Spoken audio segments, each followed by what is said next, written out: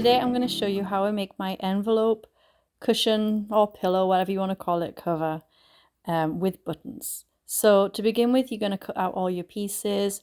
I've already done my front pieces because I've already made one up. You'll see now with my two back pieces, I actually fold over and cut it, measure it once and then cut it once essentially and get my two pieces. This just saves so much time. So I'm measuring it out here and then I will be cutting the pieces. Now you can use a tape measure. You don't have to be super precise, but I do like, it's a cushion at the end of the day. But I do like some elements of being precise. So I will measure it as accurately as I can and cut it as accurately as I can. Now to cut it, you can use your scissors or I'm going to use a rotary tool today, which I just find for this part right now easy. If you are going to use your rotary tool, I will suggest putting under some sort of cutting mat or doing it on a surface that can get marked because this tool is sharp, so you don't want to do it on any surface you care about. Let's put it that way. I'll just throw that out there. So once those pieces are cut, we're going to be laying them out.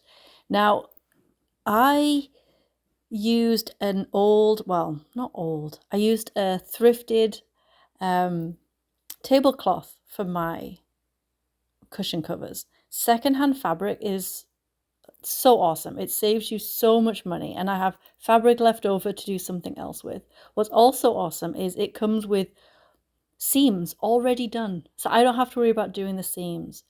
But if you are using fabric that does not have seams, then like I showed you, you will have to sew your own seams in. If not, like me, and you have this already done, then hey, saves me a job. So on the blog, you will see me explain this and give you the different measurements. For my cushion, it is a 19 by 19 cushion cover. So I'm doing a 20 by 20 case. That is allowing for my seam allowance. So as you can see here, I've overlapped. I have I think it's a 5 or 5.5 inch overlap for my envelope. So I have laid it out against the ruler to get the right size. And then I place my buttons where I would like them to go. Now you can just visually look at this and see what it's like. Then measure where they are, flip the fabric around, measure up and place a mark where you want your buttons to go, one on each side.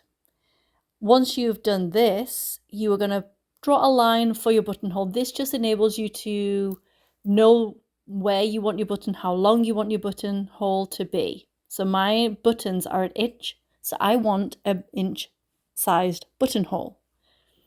Hence that. So yeah, you make a mark, then draw a line through the middle so that the dot is in the middle. You can see on the video what I've meant there. Next, I'm going to take that over to the machine and sew the buttonholes. I don't know about anybody else, but I suck so bad at doing buttonholes. I really do. So I tend to put a piece of scrap fabric in, do a couple of practice buttonholes, make sure all my settings are right, and then I will go in with my final piece.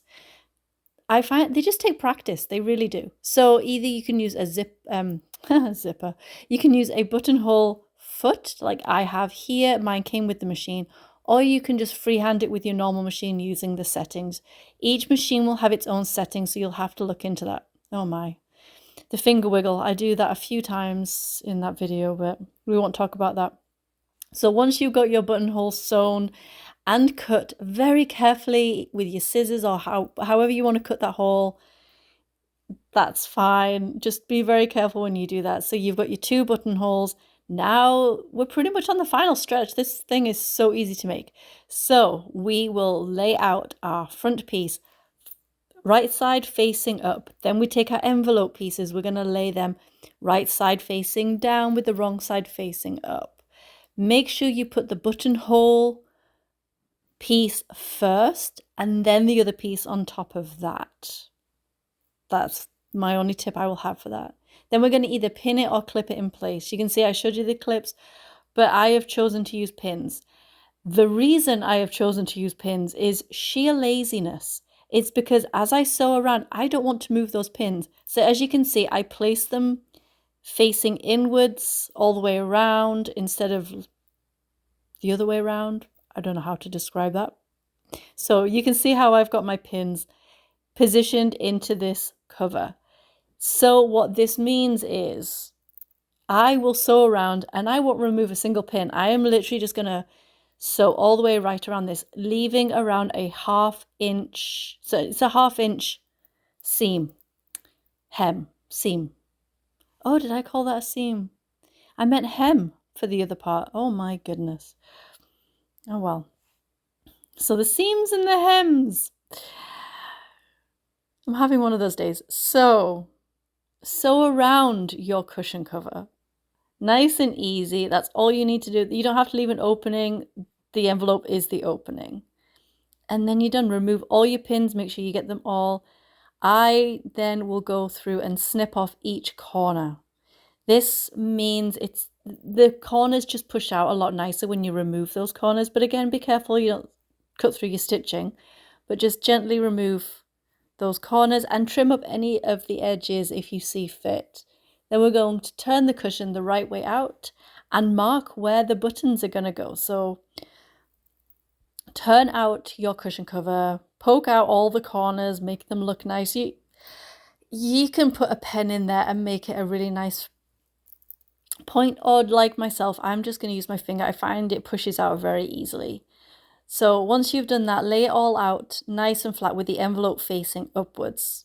Then take your fabric pen or whatever you have available and we're going to make a mark. So where the buttonhole is and you've cut through already, just make a mark. And that it's as simple as that. From there, we're going to sew on our buttons. Again, I know there's probably a million ways on how to sew buttons and I doubt I do it the right way, but you know what? Sew your button on however you like to sew your buttons on.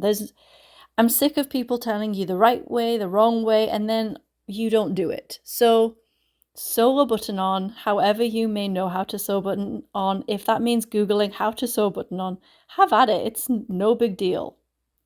You do what you gotta do. Now we're going to put our cushion inside. Yes, I know, I love these cushions, but I find that I love them in spring and summer, and I just wanted a change for autumn and winter. Those cushions will come right back out again for spring and summer. These covers are for my winter look, and that's fine. Just changes it up. So I am going to put my cushion right bang over the top of that pillow, like that cushion. Reason because these are down cushions, and if I took that case off, there'll be feathers everywhere. But hey, you don't know that there's a cushion under there, fully lined and fully done. So yeah, there's my cushions done. One I made the day before and one I just made. Super simple, super easy. Hope you like this video. I'm still new to this whole video thing, but yeah, I love it. I love changing up my decor. I know it's one of those gimmicky things for the seasons, but hey, you know, it just gives us a bit of a boost and it saves so much money doing it this way. So thanks for watching. Don't forget to like and subscribe. Bye.